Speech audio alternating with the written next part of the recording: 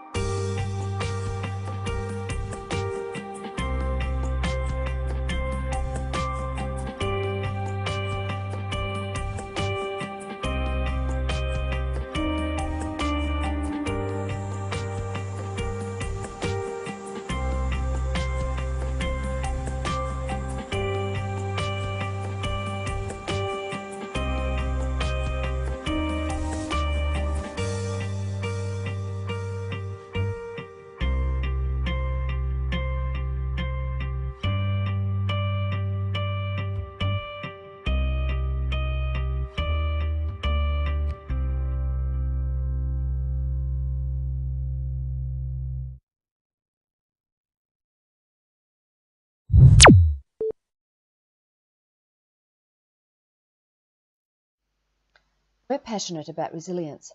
When it comes to extreme weather events in Queensland or the possibility of an emergency animal disease outbreak, it's not so much a matter of if, but when.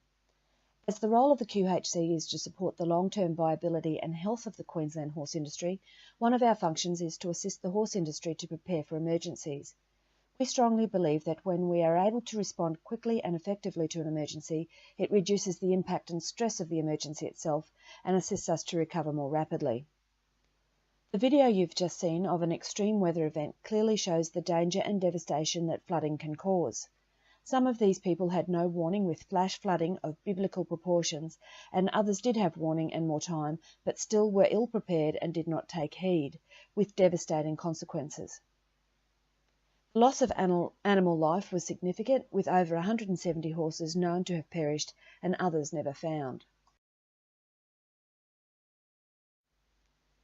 Even though weather systems may be similar, their severity and impact can vary dramatically according to a variety of factors, such as topography, man-made infrastructure, prior weather events, tidal systems, and storm surges. The impact of cyclones on Queensland, though devastating on infrastructure and buildings in the worst hit areas, does not generally affect the horse community as much as other types of flooding. There are several reasons for this. The cyclone warning system and preparedness is not only comprehensive but also very effective, as these events happen every year. The flooding that inevitably follows cyclones is expected, and those areas vulnerable to flood are well known. The flooding in central and western Queensland also comes with warning, with locals aware of the potential dangers and the time required to deal with them. Horses do quite well in cyclones, especially in large paddocks where they are less likely to encounter and more able to avoid flying debris.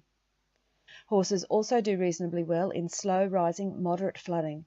That is, standing even belly deep in water can be tolerated for a couple of days so long as there's no danger from currents, hidden obstacles and debris. Flash flooding, such as that which occurred in the Murphys Creek, Grantham region in 2011, was unforeseeable And though the area is vulnerable to ordinary flooding, nobody could have predicted the wall of water that swept through and took so many lives, both human and animal. Further downstream, horse owners on the Bremer and Brisbane rivers had 24 hours to 4 days' notice that flooding was coming. In some cases, people had no idea that their property would flood or were complacent about the effects that it would have. As these events are the exception rather than the rule, we hope, we estimated we had a maximum 10-year window of time to address these issues before complacency returned. Research shows that communities respond more positively and bounce back more quickly from disasters if they can reopen and start operating as soon as possible after a disaster. This resilience only happens when individuals and businesses are prepared for disasters and have the ability to access resources and support that allow them to get back to work quickly. Understanding the life cycle of disaster resilience is key to bouncing back. There are 4 stages to the life cycle of disaster resilience: prevention, preparation, response, and recovery. Understanding this helps us to be prepared for disasters, respond safely, and recover quickly and effectively. At each stage, there are different things to know, different actions we should take, and different ways we connect with people. These stages can change rapidly and often overlap. There is no end to this cycle. Though some stages may appear longer or even static, it always is a continuous process. Prevention. In the case of floods, cyclones and storms, it's not possible to prevent such natural disasters from occurring. However, there are actions that can be taken which will prevent them from becoming catastrophic. Prevention measures include identification of risk, developing and implementing mitigation and evacuation plans, maintaining appropriate vaccination schedules, good biosecurity practices, and property design and maintenance. The Queensland Horse Council prevention strategies include the development and regular review of our emergency response plan, the development and implementation of our emergency contact database, Horse Owners Signal System, or HOS for short, the development of the Lost Horse Register and establishing the associated contacts and working relationships to streamline its effectiveness, the development of fact sheets, workbooks and other resources for the horse industry, and the development of the emergency planning packbox resource for horse owners and event organisers. Again, this is not a static process, and with every event we learn and we improve our performance. Preparation. This stage includes activities in which people can plan, prepare, organise and train for emergency situations. At an individual and business level, this includes tasks such as building a stay or go kit, making an evacuation plan, simulating disaster situations and appropriate responses, and discussing emergency preparedness with family, friends, employees and neighbours. In accordance with our emergency response plan, part of the QHC preparation activities has included coordinating industry liaison officer training and large animal emergency rescue training, and we are building networks of people and emergency responders. We have aligned with the Queensland Government's Get Ready campaign and distribute emergency preparation information kits when attending shows and events and holding seminars and workshops. We also use email, social media and our website to help raise awareness and distribute information as widely as possible.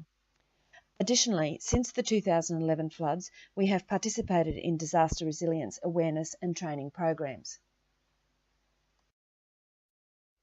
Response. This stage is responding to the immediate needs of the emergency situation. A well-rehearsed emergency plan, developed during the preparedness stage, enables more effective responses at all levels. Responses will vary in each instance according to the specific circumstances. One constant, however, in any disaster response affecting Queensland's horse industry is the QHC's Emergency Contact Database, HOS.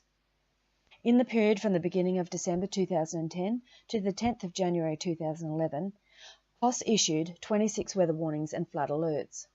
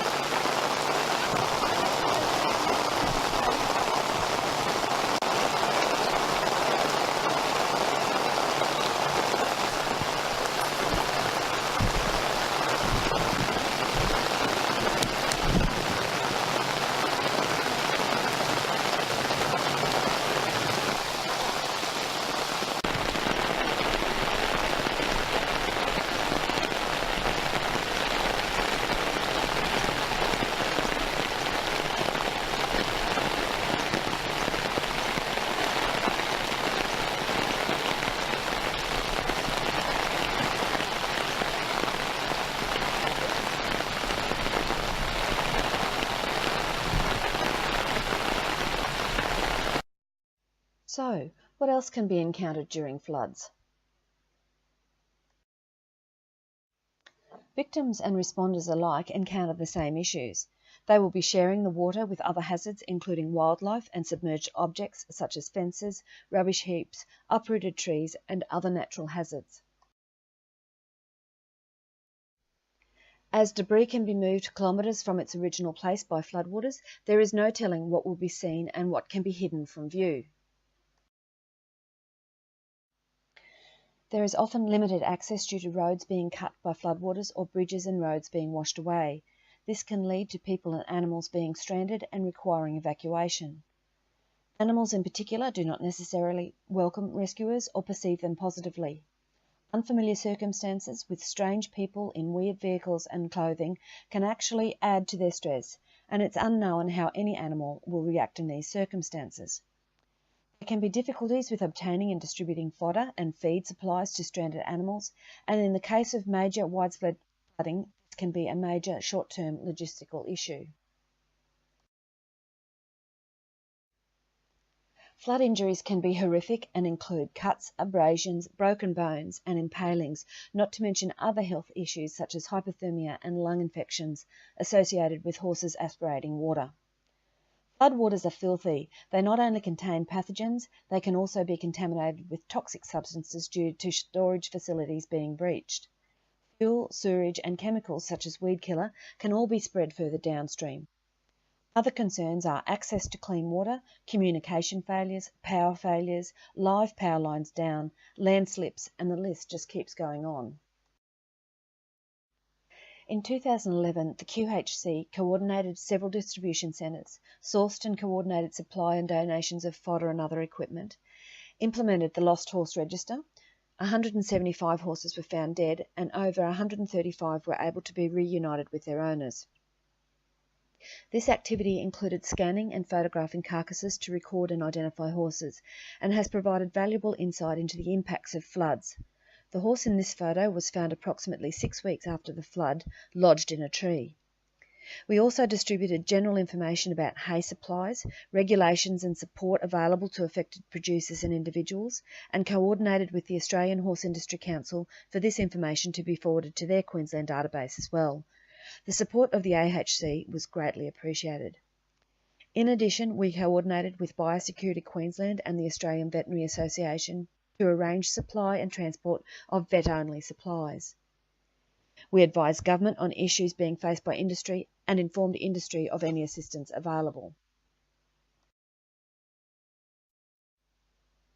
Recovery. The recovery stage involves activities and decisions necessary to restore normality. Recognising that the new normal may not be the same as it was before is imperative. On farm, this can include dealing with chemical spills and toxic waste, poisonous plants, rotting vegetation, carcasses and debris. It also involves repairing fences, fixing drainage, mud management, cleaning buildings. Insurance coverage and dealing with post-disaster trauma are also vitally important, but best left to other expert agencies. It is wise to analyse the lessons learned, and these lessons are then used to determine many of the activities required in the next life cycle stage, prevention. Since the 2011 floods, the QHC Board of Directors has undertaken a lessons learned analysis, which identified several issues which needed addressing. The most prominent issues were identification, large animal rescue, handling donations, and social media. The condition of some of the horses, both alive and dead, highlighted the identification difficulties. Some horses had injuries that obliterated their brands, others had been totally denuded of hair, taking any identifying tags that may have been plaited in their manes or tails or painted on their coats. Determining identifying marks and colour markings was also difficult in many instances, particularly when reported by non-horsey people. Furthermore, brands didn't assist in finding owners, just identifying the horses. Microchipping and having a current registration on a recognised pet, lost and found database is clearly the most reliable form of identification currently available. Again, the condition and circumstances that some of the horses were found in highlighted the need for training in large animal emergency rescue techniques. Animals can be found by anyone, and often they will feel compelled to assist and rescue. Unfortunately, this can then put humans at risk as well and potentially increase the suffering of the animal. This event highlighted the need for these skills and was the catalyst for our subsequent large animal rescue activities. When handling donations, direct all monetary donations to a government fund which are set up for disaster relief. Short-term feed needs can be organised, but should be short-term only. Immediate and desperate needs like lethobarb, antibiotics and bandages should be handled by the EVA, AVA, government agencies and other various companies that supply them. Donations of goods such as rugs, halters, bridles and saddles should not be encouraged, nor the call put out on social media for them. These should be handled on an individual basis by specific request and as locally as possible. Otherwise, you will end up with a mountain of unsuitable items, wrong sizes, wrong types, etc. Social media is an excellent tool for disseminating information and putting out the call for practical assistance. And whilst it is helpful for arranging last-minute transport and accommodation for animals for those caught unaware, it is risky to rely on this as your plan. Suitable last-minute assistance may not be available as those who would normally respond are busy dealing with their own problems. And finally, to wrap up, we have our 10 disaster resilience commandments. 1. Know your property and understand its flood history and levels. 2. Perform risk assessments. 3. Keep your buildings and prevention infrastructure in good repair. 4. Microchip your horses and register them on a lost and found database. 5. Maintain their vaccination schedules. 6. Make an emergency plan. 7. Prepare and practice your plan, and in the event of an emergency. 8. Evacuate early. 9. Stay calm. And 10. Stay safe. Thank you for taking the time to view our presentation. We hope you find the information useful. If you would like to find out more about the Queensland Horse Council and our activities, we have some contact details on the next slide.